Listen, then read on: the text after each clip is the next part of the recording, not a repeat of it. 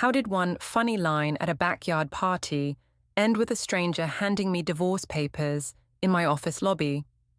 Why did my husband stay calm for months, act cold at home, and then hit me with a legal result in front of my co-workers? Can a wife still call herself the victim when the timeline, the messages, and the money records all line up? My name is Gwendolyn Harleth, but everyone called me Gwen. I was 33 then. I worked at the front desk of a small physiotherapy clinic. My job looked easy, but it was not. People came in angry, in pain, and late. They wanted me to fix their day in 1 minute. I learned how to smile, even when I did not feel kind. I learned how to sound calm while I moved people like pieces on a board. At home, I wanted the same thing. I wanted control. I did not call it control. I called it keeping peace. I told myself I was the one who kept things moving. I said I carried the mood of the house. Ethan, my husband, did not understand that. He was 35 and he liked quiet. He worked as a project manager. He liked lists and plans and calm mornings. He was good with our kids. He read Maya the same story many nights. He carried Owen on his shoulders in the hallway and made him laugh. But Ethan did not make me feel seen in the way I wanted. That was the truth I used. It sat in my chest like a small excuse that grew bigger when I fed it. I told myself I was young once, and I was still young now. I told myself I deserved to be wanted. I told myself Ethan had become too serious, too careful, too normal. That Saturday, we went to a backyard BBQ at Cassidy's place. Cassidy was my friend from college. She always had music playing and people coming in and out. She called it good energy. She liked to film everything. She said memories mattered. I knew she also liked views and reactions. She was always holding her phone like it was part of her hand. Ethan did not want to go. He asked if we could stay home and rest. I told him we had already said yes. I said people would talk if we did not show up. He asked why I cared so much about what people said. I told him it was not about that. I told him it was about being social and being normal. We arrived with a store cake and a bag of chips. The yard smelled like grilled meat and sunscreen. The kids ran toward the small swing set. Maya waved at a girl from school. Owen tried to chase a dog that belonged to someone I did not know. Ethan followed them and kept a safe distance like he always did. Noah Pierce was there. Noah was Ethan's best friend from college. He was taller than Ethan, and he knew it. He smiled like he had a secret, even when he said nothing special. He worked in sales, and he always talked like every moment was a story. When he saw us, he clapped Ethan on the shoulder and asked how life was treating him. Ethan said things were fine and asked about Noah's work. Noah said work was crazy, and he liked it that way. I watched them and felt something sharp in me. It was not love. It was not even jealousy. It was more like hunger for attention. Noah looked at me for a second longer than a polite second. I noticed it. I wanted to notice it. Cassidy came over and hugged me. She said I looked good and asked if I had lost weight. I said I had been busy. She laughed and said busy could be hot. She then pointed her phone at me and said she was making a quick story. I leaned in without thinking. I liked being on camera. I liked being the center for a moment. We sat at the patio table with paper plates and plastic cups. People talked over each other. Someone put music louder. The kids screamed and laughed in the grass. Ethan stayed near the edge of the group. He watched the kids more than he watched the adults. I saw him checking Owen's hands for dirt. I saw him wipe ketchup off Maya's chin. It was sweet, but it made him look boring next to the others. Noah stood behind my chair at one point. He leaned in and asked if I needed another drink. I said I was fine. He asked if Ethan was working too much. I said Ethan always worked too much, like it was a joke. Noah said Ethan had always been like that and some men forgot how to have fun. I said I missed fun too. I said it like I was sharing a secret, even though people could hear us. Ethan came back from the kids and asked if we could switch for a bit so he could eat. I told him he could eat, and I was already watching them. He looked at me like he wanted to say more. He asked if I was okay. I said I was great. I said he was the one who looked tired. Cassidy asked everyone to gather for a group photo. She said it was a summer check-in. People moved closer and closer. I ended up between Noah and Ethan. It happened fast. Noah's arm brushed my back. Ethan's hand was on my shoulder, but it felt far away. Cassidy started talking about relationships and how couples needed to keep it spicy. She said some men got lazy and then acted surprised when women got bored. People laughed too loudly. Someone said men needed to compete. Someone else said women should do what they need. I felt my face warm. I liked the feeling of being on the winning side of the jokes. Cassidy looked at Ethan and asked if he ever got jealous. Ethan asked what she meant. She said she meant jealous like a normal husband. Ethan said he did not like games. He said he trusted Gwen. He said trust was not a performance. The table got quiet for half a second. Then someone laughed like it was funny. That small quiet made me want to take control back. I did it the way I always did. I used a joke. I leaned my elbow on the table and looked at Noah. I said something light, like it was nothing. I said if Ethan ever stopped trying, I could always cheat with his best friend, and I said it like it was playful and safe. People gasped and laughed. Cassidy made a big face and lifted her phone higher. Someone said it was savage. Someone else asked if Noah had heard that. Noah laughed and said he felt honored. He said Ethan should watch out. He said it like a game. Ethan did not laugh. He looked at me, then at Noah. His face went still. He did not shout. He did not slam anything. He asked if I really thought that was funny. I said it was just a joke. I said everyone was joking. I said he needed to relax. He asked why I would say that in front of people. I said because it was true that he had been distant. I said I was tired of feeling ignored. I said if he did not want to be embarrassed, he should not act like an old man. I watched his eyes change, not angry, more like something closing. Cassidy tried to smooth it over and said she loved couples who teased each other. Noah said it was all love, and Ethan knew that. Ethan nodded once, like he was ending a meeting. He told Cassidy thanks for the invite. He said he was taking the kids home because it was getting late. He asked me if I was coming now. I did not want to leave when people were still watching me. I said I would stay a little longer. I said he could go ahead. I said I would get a ride later. Ethan asked if that was safe. I told him I was not a child. I said he was being controlling. He looked around at the phones and the faces. Then he simply picked up Owen and called for Maya. Maya asked why we were leaving early. Ethan told her it was bedtime soon. Maya said she wanted one more swing. Ethan said she could swing tomorrow. Owen started to cry because he did not want to stop playing. Ethan held him close and walked to the car without a scene. I stayed. I laughed too much. I said Ethan was in one of his moods. I said he took everything as a threat. I said I was tired of walking on eggshells. Cassidy said Ethan was too stiff. She said I deserved better energy. Noah asked if I was okay. I said I was fine. I said Ethan always came back around. When I finally got home, the house was quiet. The hallway light was off. The kids' doors were closed. Ethan's shoes were lined up by the mat like always. It made me angry, that neatness. It made me feel like the bad guy in a story I was trying to control. Ethan was on the couch with a blanket. He was awake. He asked if I had fun. I said yes. He asked who drove me. I said Cassidy's friend dropped me off. He asked why I did not text him. I said my phone died, even though it had not. He sat up and asked if I understood what my joke did. I said it was not a big deal. I said he was making it bigger. I said if he acted more confident, nobody could hurt him. I told him respect followed results, and I had results. I said people listened to me, and that was not my fault. Ethan looked down at his hands.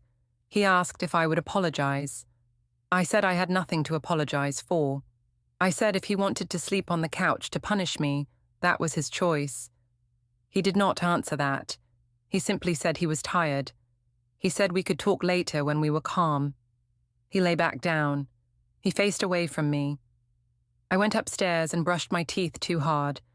I stared at myself and told myself I was right. I told myself Ethan needed a wake-up call. I told myself a joke could not break a good marriage. If it broke, it meant it was already weak. When I came back down for water, I saw Ethan's phone on the counter. The screen lit up for a second. A calendar reminder flashed before it went dark. I only caught a few words, but they were clear enough. Meeting, personal, with a time set for next week. Then the screen went black again, like it had never happened. Monday came fast. I woke up early and waited for Ethan to come up behind me in the kitchen, like he used to. He did not. I heard him moving in the living room, quiet, like he wanted to be invisible. When I turned, I saw his mug on the counter, not the one he normally used. It was a plain grey mug we got for free from a bank years ago. My mug was still in the sink. It felt like a small insult, even though it was only a cup. I asked why he was using that mug. He said he grabbed the first clean one. I said he could have washed ours. He said he had already washed one. I said he was making things weird. He said he was trying to keep the morning calm for the kids. Maya came in with her hair messy and asked if Dad was taking her to school. Ethan said yes. Owen ran in and asked for cereal. I told Owen to wait, but Ethan already had a bowl out. It should have made me happy. It did not. It made me feel like I was not needed.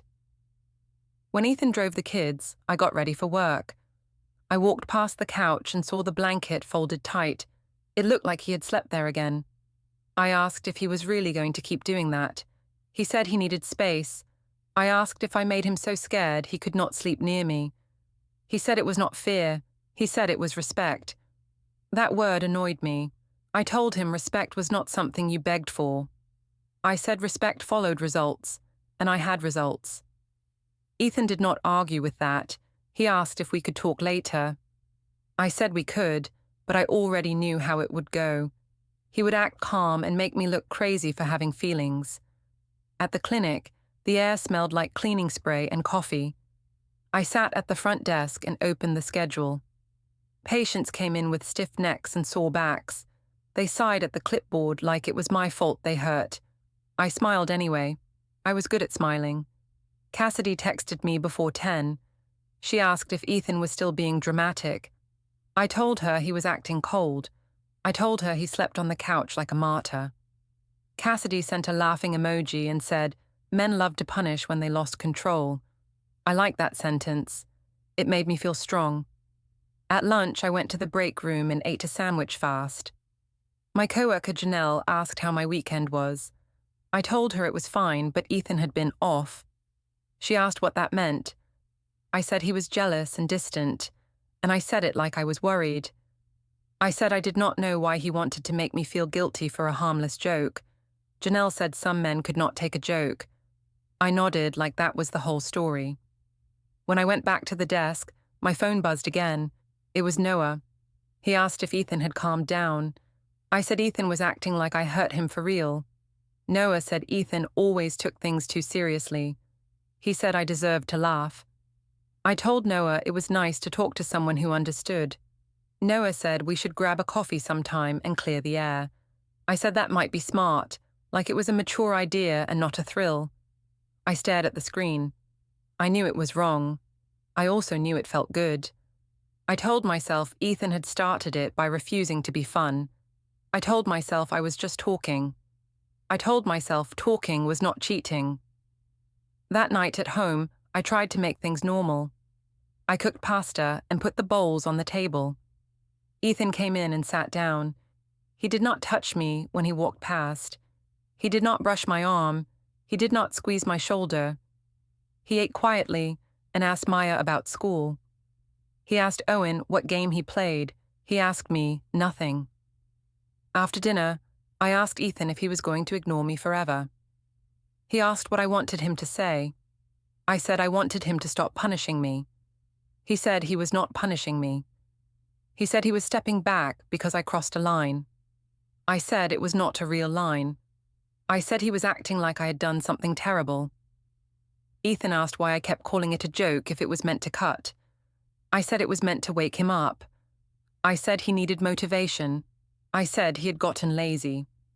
Ethan's jaw tightened. He asked if I wanted to be married.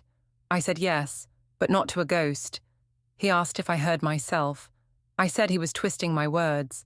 I said he always did that. Maya came into the kitchen and asked if we were fighting. Ethan told her we were just talking. I told her everything was fine. Maya looked at Ethan and asked why he slept on the couch. Ethan said his back hurt. I nodded fast and said yes, his back hurt. Ethan looked at me like he knew I was lying for him, and it did not comfort him at all. Later, when the kids were asleep, I tried to get close to Ethan. I did it softly, like I was generous. I sat on the couch near him. I leaned in and asked if he missed me. He asked what I meant. I said I meant normal marriage things. He said he was not ready. He said he did not feel safe being close when I could humiliate him and then call him weak for reacting. I told him he was being dramatic again. I told him he was making intimacy into a weapon. I said he was the one doing damage now. Ethan stood up and said he was going to bed in the guest room. I asked when he turned into a stranger. He said he was trying not to turn into someone he would hate. The guest room door clicked shut. The sound felt final, even though it was just a door. I went to the kitchen for water and noticed the printer on the small shelf near our desk. We almost never used it. A blank page was halfway out, like someone had started a print and stopped it. I pulled the page out and held it up to the light. Nothing was on it. Still, I smelled toner, faint and dry, like dust. I told myself it meant nothing. Ethan printed work things. Ethan made lists. Ethan was always preparing for something. That was his way. The next day, I watched him even more. He moved around the house like a careful guest. He put his keys in a different bowl. He kept his phone face down. He took calls on the porch and lowered his voice. When I asked who he was talking to, he said it was a work call. When I asked why he went outside for a work call, he said he did not want to wake Owen. I started telling my side to more people. At the clinic, I said Ethan was shutting me out. I said I tried to talk and he stayed cold. I said he was acting like I cheated, which was unfair because I did not. I said it made me feel lonely and unsafe. The word unsafe worked like magic. People leaned in when I said it. They looked at me with concern. They did not ask for details. That afternoon, Noah messaged again. He said he was in my area. He asked if I could step out for 5 minutes. I looked at the waiting room and the schedule. I should have said no. I told myself I had earned a break. I went to the back and told Janelle I was taking a quick call. I walked outside near the side door, where the sun hit the wall and nobody watched. Noah was there in his car, smiling through the window. He did not even get out. He just leaned across and asked if I was okay. I said Ethan was freezing me out. Noah said Ethan was trying to control me with silence. I said it felt like punishment. Noah said I should not beg for basic warmth. I liked the way he said it. It made me feel entitled, like I was owed something. When I went back inside, my phone showed a new missed call with no caller ID. It lasted 1 second. I stared at it, then cleared it. I told myself it was spam. That night, I opened my messages with Noah and scrolled. I felt nervous for no reason that made sense. Then I deleted the thread. I told myself it was just to keep things clean. I told myself Ethan did not need to see harmless jokes and misunderstand them. In bed, alone, I listened to the house settle. Somewhere downstairs, I heard a soft hum, like the shredder turning on and off, just for a moment, then silence again. I lay there and told myself Ethan was trying to scare me with quiet moves. I told myself he wanted me to apologize so he could win. But I also felt something new under my anger. I felt like he was building a wall, one brick at a time, and I could not see what was on the other side.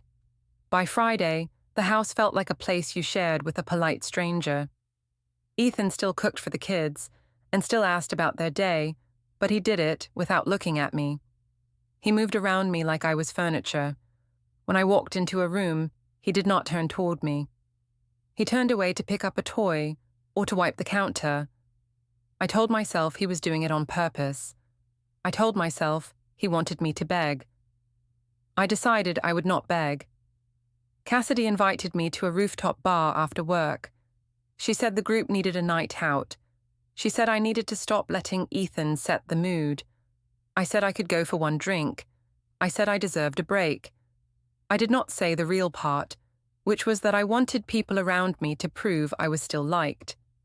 Ethan asked where I was going when I put on makeup in the bathroom. He asked it in a calm voice, like he was checking the weather. I told him I was meeting friends. He asked who would stay with the kids. I said he would, because he was their father. He said of course. He asked what time I would be home. I said not late. He nodded like he was filing the answer away. In the kitchen, I saw his grey mug again, sitting on the counter next to a clean spoon. My mug was in the drying rack, untouched. I hated how small that felt and how big it made me feel. As I left, I saw his laptop open on the dining table. It was angled away from the hallway. I only caught the shape of a spreadsheet and a row of dates. He closed it when he heard my shoes. He did not jump. He did not panic. He simply shut the screen and asked if I had my keys. I met Cassidy and 2 other friends at the bar. The rooftop was crowded, with bright heaters and loud music. People leaned close to talk. Every few minutes, someone lifted a phone for a video. Cassidy loved that. She said we had to show real life. Noah was there too. I had not invited him. Cassidy said he was part of the group. She said Ethan could not be mad if Noah was just showing up like everyone else. I pretended it was normal. I told myself it was good, because it proved the BBQ joke was not serious. I told myself it was all just social. Noah hugged me like he knew me better than he should. He asked how I was holding up. I said Ethan was still being cold. Noah said Ethan was doing a power move. I said Ethan was acting like I betrayed him. Noah said Ethan was dramatic. I smiled and said maybe Ethan needed to learn to compete again. Noah laughed and said some men needed a reminder. That word, reminder, hit the same place in me that control did. I liked it. I liked being the one who could push the buttons. Cassidy ordered shots and put them in front of me. She asked if Ethan was still sleeping on the couch. I said he moved to the guest room, like it was his choice and his fault. She asked if he had touched me at all since the BBQ. I said no. I said he had not even tried. Cassidy made a face like she smelled something bad. She said that was not normal. She said he was punishing me. She said he wanted me to feel unwanted. I nodded like a victim. I let that story settle on me because it felt useful. When Noah leaned in and asked if I missed being wanted, I said yes. I said it without thinking.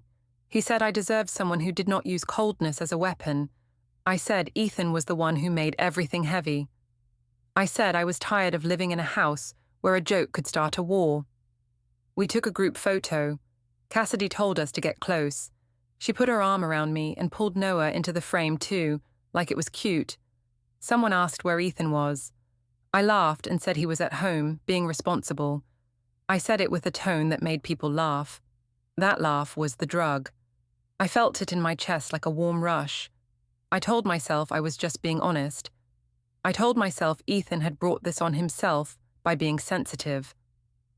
Later, when the music got louder, Cassidy started a game. She said we should all say one truth about our partners. People groaned and smiled. Someone said their boyfriend chewed too loud. Someone said their girlfriend took too long to get ready. It was harmless, until Cassidy looked at me and said it was my turn. I should have kept it small. I did not. I said Ethan acted like a dad, even when he was supposed to be a husband. I said he treated romance like a chore. I said he thought providing was enough. People nodded like they understood. Cassidy asked if I ever thought about cheating.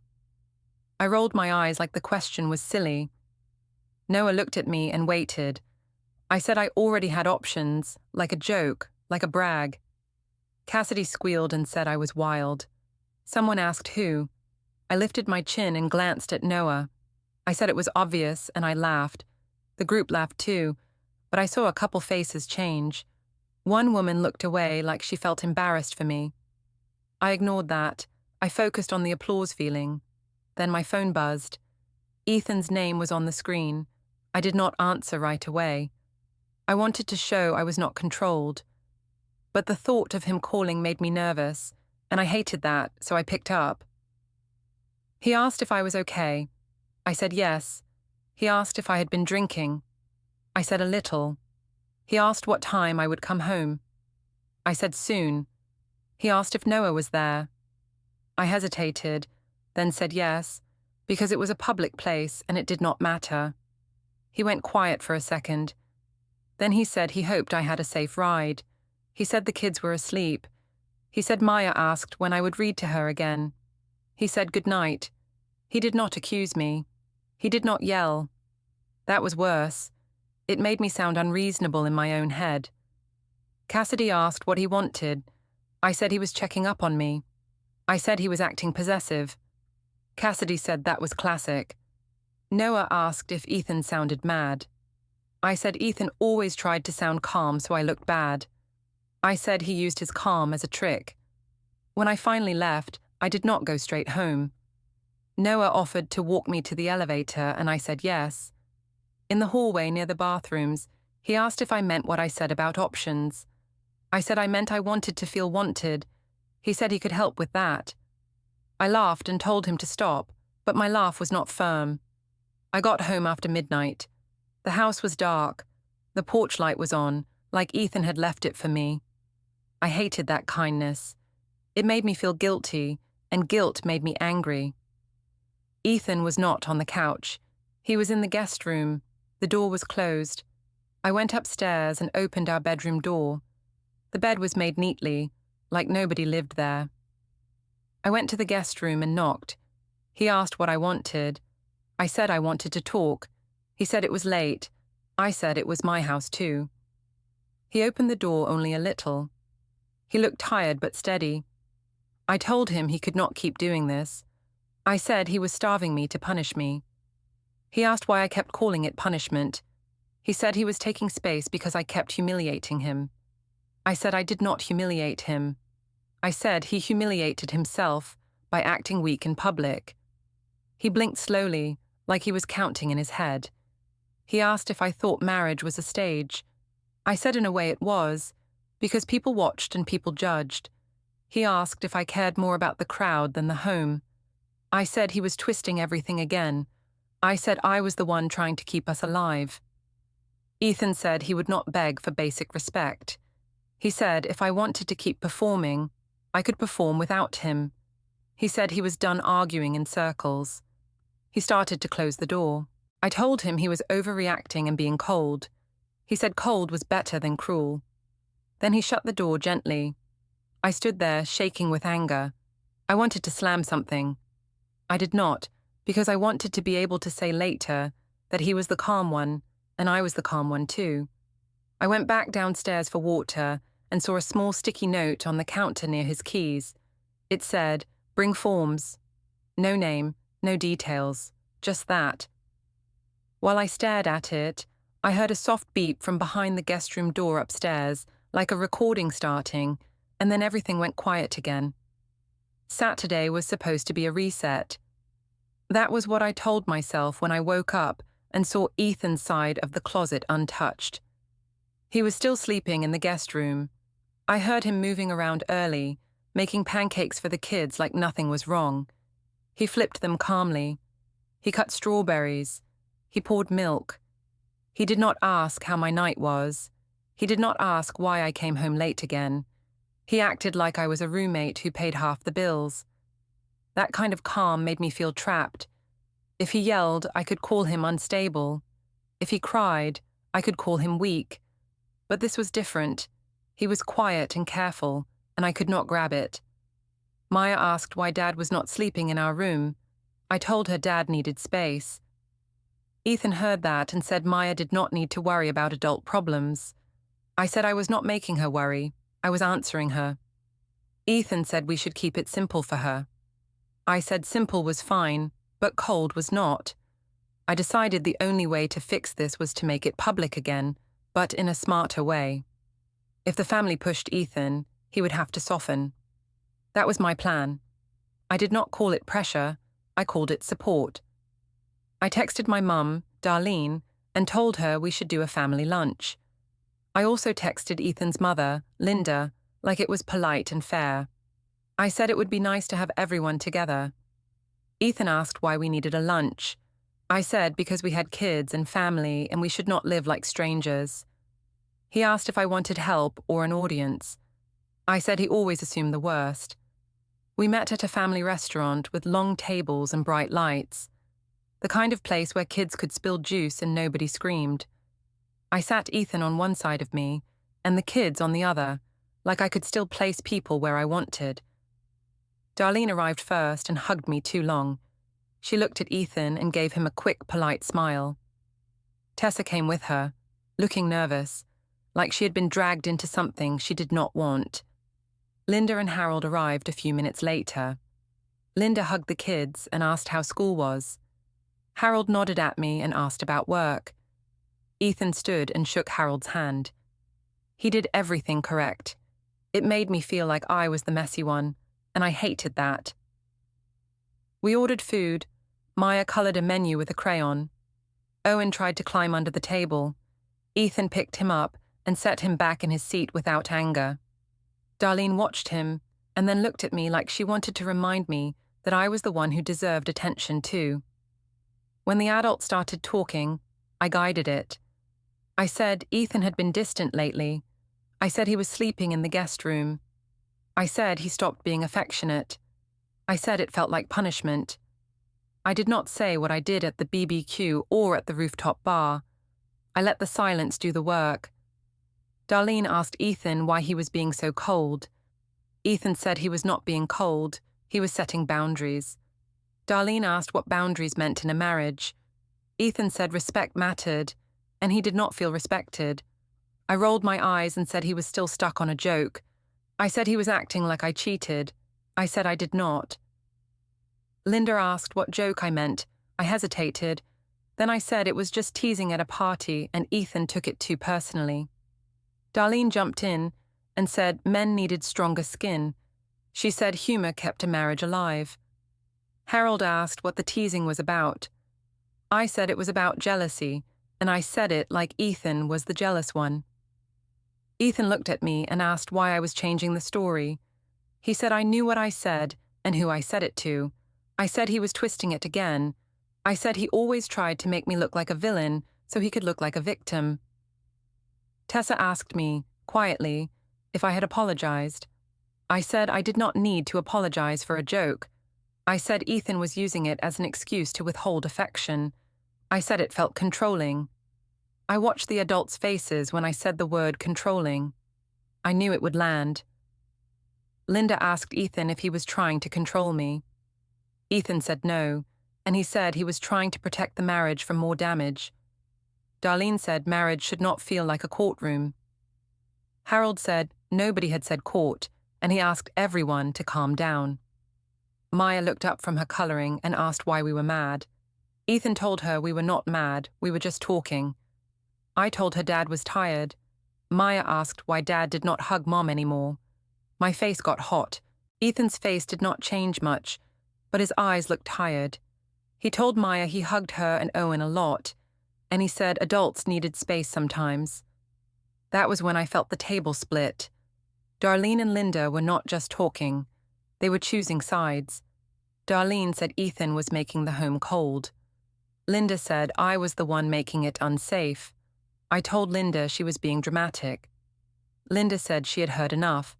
She asked Ethan if he wanted to take the kids for a walk after lunch. Ethan said yes. I hated how fast they moved, like they had a plan. I told myself they were teaming up against me. I told myself Ethan had been calling his mum behind my back. I told myself that was emotional cheating too, in a way. After lunch, in the parking lot, Darlene pulled me aside and said Ethan was trying to embarrass me. She said men did that when they lost power. She told me I should stop chasing him. She told me I should show him I had options. I nodded, even though my stomach felt tight. At the school pickup line on Monday, I got more proof that the public story was moving without me. Another mum asked if Ethan was okay. She said she saw him at the playground with the kids and he looked serious. I said Ethan had been moody. I said he was acting distant and punishing. She asked what I did. I laughed and said I made a joke, and he could not handle it. She said that sounded small. I said some men were small. When I got home, Ethan asked how pickup went. I said it was fine. He asked if I talked about him in the line. I said no. He asked again, slower, like he already knew. I said people asked, and I answered. He asked what I answered. I said I told them we were working on things. That was not true, but it sounded better than what I really said. On Wednesday, I stayed late at the clinic by accident. The schedule ran behind, and I told myself I deserved a break after. I walked to the parking garage and checked my phone. Noah had sent a message earlier. He said he was nearby. He asked if I wanted to talk. I told myself it was harmless, just 5 minutes, just a friend.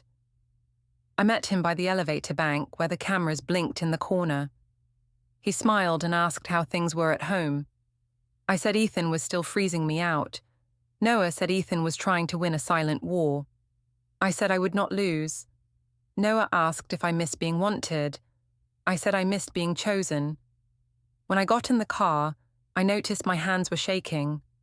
I told myself it was anger. I told myself it was Ethan's fault. At home, Ethan asked why I was late. I said the clinic was busy. He asked if I could show him the updated schedule. I said he did not need proof for everything.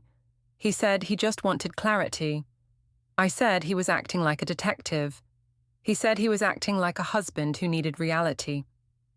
Later that night, I walked past the dining table and saw his laptop open again. A spreadsheet was on the screen. I only saw columns and short notes. One line had a date, another had a time. I leaned closer, but he came in and closed it with one hand. He asked if I needed something. I said I needed my own husband back. He said he needed his dignity back first. Then he went upstairs to the guest room, and the door clicked shut like a lock.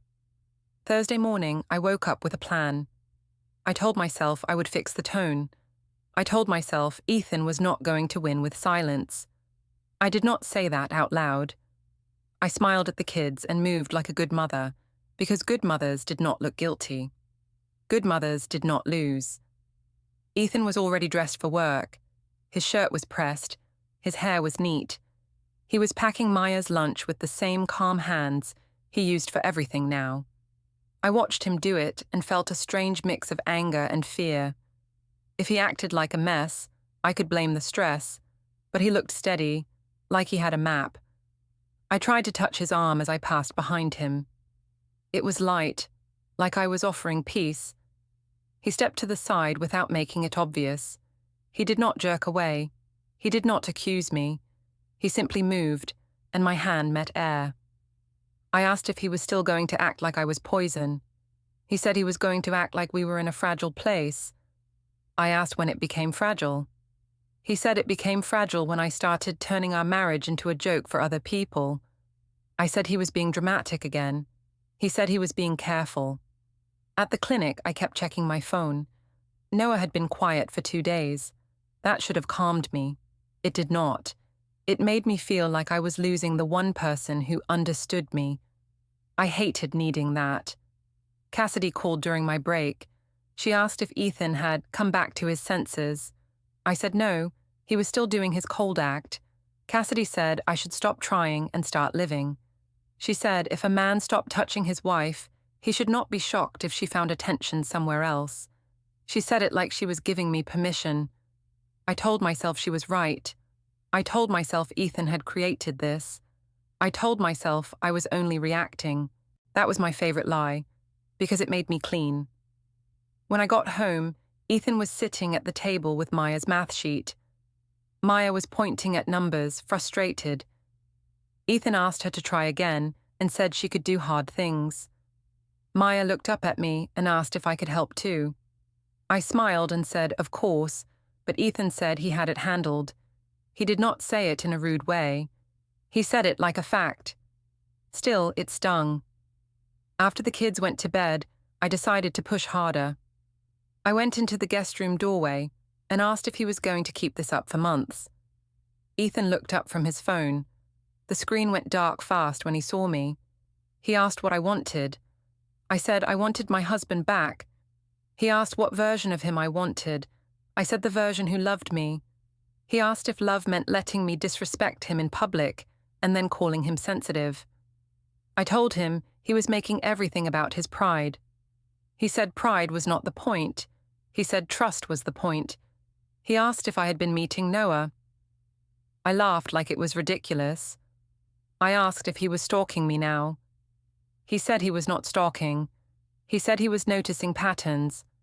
I asked what patterns.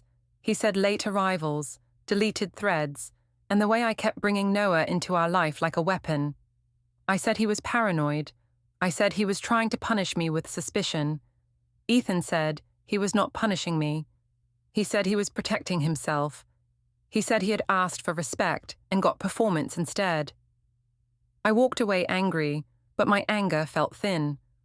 Under it, there was a tight knot that kept growing. The next day was payday. That mattered because I told myself I carried the home too. I told myself I was the practical one. I decided to do the shopping after work and make it a normal family thing. I picked up Maya from school, strapped Owen into his seat, and went to the supermarket. The supermarket was bright and cold. Owen asked for a candy bar near the entrance. I said no. Maya asked if we could get the cereal with the cartoon animal. I said yes, because I wanted to be the fun parent. I filled the cart too fast. I picked up little extras, like fancy yogurt and a bottle of sparkling juice. I told myself I deserved small, nice things. At the checkout, I tapped my card. The machine beeped. Then it beeped again, louder, and the screen flashed a decline message. The cashier looked at me with a blank face, like she had seen this 1,000 times. A man behind me sighed. Maya stared at the candy rack. Owen started whining because he sensed my stress. I tried again. Declined. My face burned. I told the cashier to hold it, and I stepped aside. I opened my banking app and stared at the numbers like they were lying to me. The available amount was lower than I expected. It was not zero. It was just limited. I paid with a different card and cut half the items, pretending it was a choice. I told the cashier I grabbed too much. She nodded like she did not care. But I cared. I felt like someone had put a hand on my throat, gently, in public. At home, Ethan was in the driveway, unloading a small bag from his car. I saw a new key on his ring, shiny and unfamiliar. I asked where he got it. He said it was for a storage unit. He said he needed a place for some personal things. I asked what things. He said private things. I followed him inside and put the groceries away too hard. I asked why my card declined. He said he did not know which card I used. I said he knew what I meant. He asked if I wanted to talk calmly. I said I wanted to know why the money changed. He said we were adjusting spending while things were unstable. I said he was controlling me. He said he was controlling risk. I told him he was treating me like a threat. He said he was treating the situation like a threat. I asked if he was planning to leave. He said he was planning to be responsible. He said the kids needed stability even if we did not. That night, I went to the kitchen after everyone was asleep. Ethan was at the counter, wiping it down, slow and quiet. 2 mugs were sitting apart, like they belonged to different lives. I noticed a faint toner smell again, like the printer had been used recently. On the desk, his laptop was closed, but beside it were a few sticky notes. One said, paper drop. Another said, follow up. No names, no details. Just words that felt like doors I could not open. I asked him what all that meant. He looked at me for a long moment, not angry, just finished. He said he was tired of arguing about reality. He said he would not yell, he would not beg, and he would not compete in public for his own marriage. He said if I kept pushing, he would handle it properly. He said it softly, like a promise, and then he turned off the kitchen light. 2 weeks later, a man in a suit met me in the office tower lobby. He asked my name, I said it. He handed me a thick packet and said I had been served. I skimmed the first page and saw divorce petition and temporary orders, in bold with today's date. It listed a temporary parenting schedule, limits on shared spending, and a rule to use a parenting app only. My hand shook. Across the glass doors, Ethan stood still, not gloating. Security asked me to step aside as co-workers stared, and my phone showed Noah's call going to voicemail.